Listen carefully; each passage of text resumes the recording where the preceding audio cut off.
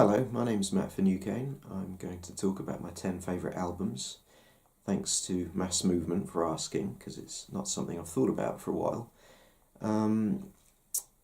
The first one that springs to mind immediately, and I guess if I was doing a countdown this would be last, is the Velvet Underground and Nico. It's set me on the path I'm on now, so thanks guys.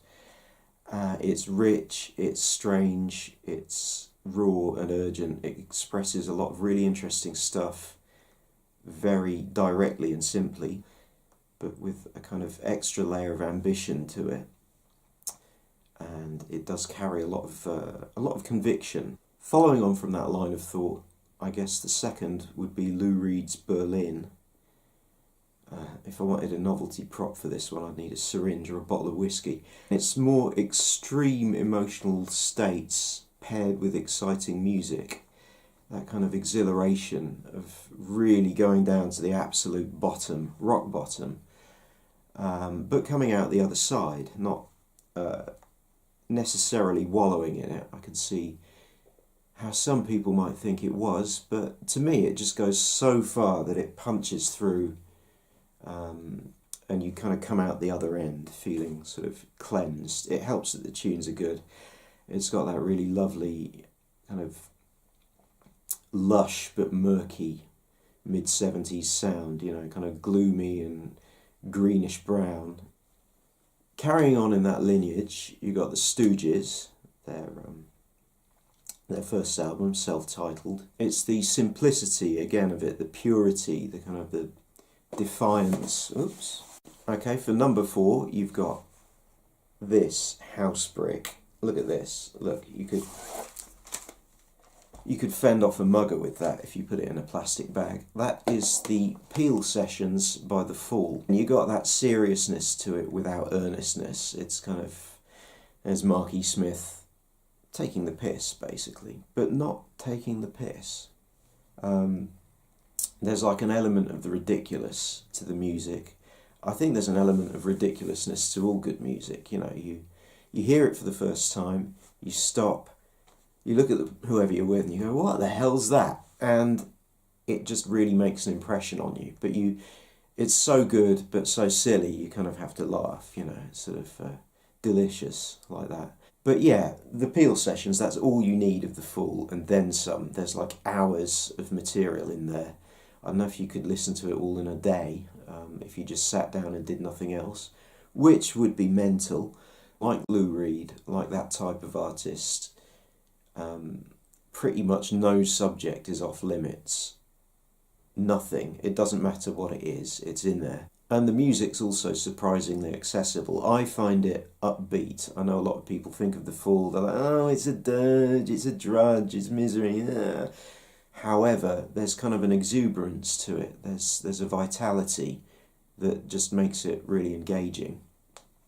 But yeah, it can be pretty lo-fi and sludgy sometimes, I admit that. But not on the Peel Sessions. You've got your typical BBC boffin sound engineer making it sound absolutely immaculate. You can hear everything, so that's cool. Right, moving away from the art rock, the next one that I think of is The Raw and the Cooked by Fine Young Cannibals.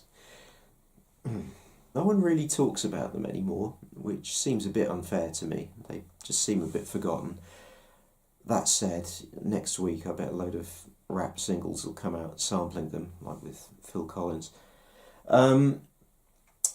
Yeah, no one talks about them. My overall impression, though, is that if people think of them at all, they just think of like a soundtrack to the 80s in Britain, yuppies, shoulder pads, wine bars, doing deals, worshipping Thatcher, generally being obnoxious.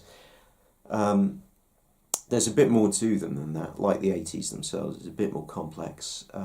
There's a lot of heartfelt soul emotion in there. You can hear some ska. You can hear My Bloody Valentine on the guitars sometimes, which sounds bizarre, but try it. Listen to them, particularly. Okay, this isn't on The Raw and the Cooked, but particularly really, really, really 80s live videos from the time, when they cut loose on the feedback and just generally it's a bit more freeform, as freeform as something that tight gets anyway. And yeah, you can really hear that influence in there as well as the kind of, I don't know, the specials and just 80s pop and Motown. Motown. The next one is X102 Discovers the Rings of Saturn by Jeff Mills and Company. I chose this instead of the Planet Suite by Holst because I reckon it's better. Certainly more tasteful. It's kind of a space-themed album, or maybe it's an EP. I like space stuff, so this was always going to be on the list. The titles are taken from the names of the moons of Saturn, you know, like Mimas, Titan, Hyperion. See, doesn't that sound... And you can just imagine the techno tracks with those titles. You don't really need to hear them. Except you do, because they're really good. I listen to that kind of stuff quite a lot because it just clears my head. But yeah, this is really stripped down, really kind of relentless, but very smart. You know, it's kind of a... I guess that's the thread with all of these things. There's kind of intelligence, but at the same time it's really kind of brutal. It's going to kind of mess you up. Still on the electronic side, the next one is an album called Spirit World by David Toob. Sort of... That's inner space, you got outer space with X102. Again, just the titles alone. Ceremony Viewed Through Iron Slit. Phantoms Keeping Watch. Snapshot of a Ghost. I was a bit elevated when I heard this for the first time, and it was just beautiful. Just this kind of interlocking weave of kind of luminous, spooky sounds just forming these really hypnotic, beguiling soundtracks. Yeah, he's an interesting guy too. He's been around. I saw him play live recently in a jazz club basement in Brighton. Resist the Urge. Nice. And it was nice, although I wish he could have played to a slightly bigger crowd. It was weird seeing him hurry off to catch his train afterwards as well. Sorry, I don't want to burst anyone's illusions here, but yeah, that's the reality of it. He was playing a guitar on his lap with a variety of implements like drills and stuff, accompanied by a violinist. Later on, he got this thing like a pepper grinder, some kind of, I don't know, Peruvian flute or something. Looked like one of those things you see in an Italian restaurant, and just sat there making these horrible, really quiet moaning noises through it. And I'm watching him with the keyboard player of The Damned sat next to me, noisily eating peanuts, which kind of fit in very well with the whole ambient soundscape. That sounds like a dream. No, it did happen. It did happen, I think. What next? Creedence Clearwater Revival, the concert. So this is a bit of a contrast. Now, these guys, again, they're kind of known about, but they're not really known about and appreciated, even. But they're not really as well known as they could be, and they're not, like, cool. They're not hip. Which is odd, because the band themselves were proper California cowboys. They were nice middle-class boys pretending to be backwoods deliverance types, which probably doesn't sound that appealing. But with John Fogerty, or Fogerty, they got a great songwriter, fantastic voice, fantastic bowl cut, fantastic flannel shirt. But yeah, he wrote Bad Moon Rising, Fortunate Son. It's weird that people like George W. Bush are fans of this band because, you know, protest songs, anti-Vietnam, all of that. It's a really, really good concert in the kind of creaky, crude, lo-fi, really kind of immediate way. It's just a really great sound, really together, really primal, really kind of harsh, but again, kind of, there's a lot of feeling there, there's a lot of emotional power, musical power, sheer volume, and the songs are really, really good. They're great. They're kind of thought of as a country rock band, but at times, to me, they sound a lot closer to krautrock. It's kind of fascinating.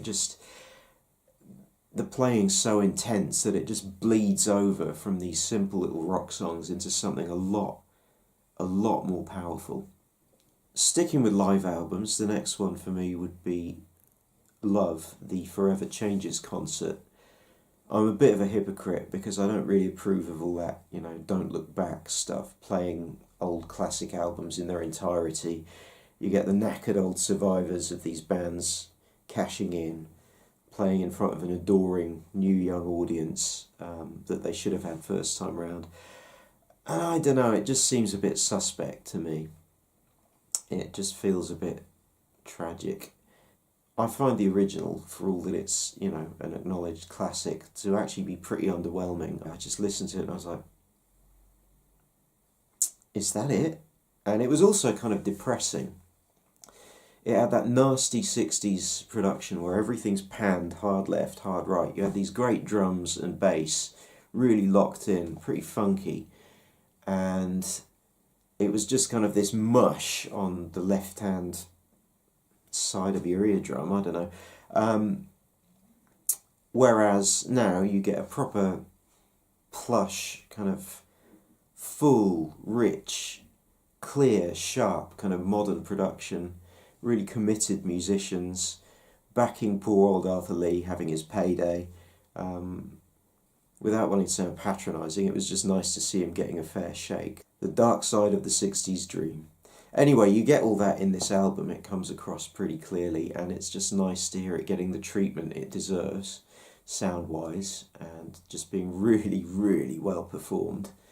And again, with the live thing, the sense of occasion comes through, the excitement. I know not a lot of live albums really manage that, but when they do, with the Creedence one, it's really incredibly powerful. It really, not just in the sense of, it's like you're there, but just the charge it carries. Just, you get some of I anyway get some of the excitement that the musicians might have felt, and that's interesting. So yeah, the 10th and final one, I think was recorded pretty much as live, is Paranoid by Black Sabbath. It's Paranoid. What more do you want me to say? It's Black Sabbath. It's got that vitality and immediacy to it that I respond to in all the other stuff I've chosen, even the electronic stuff, in a weird way. That does kind of translate across.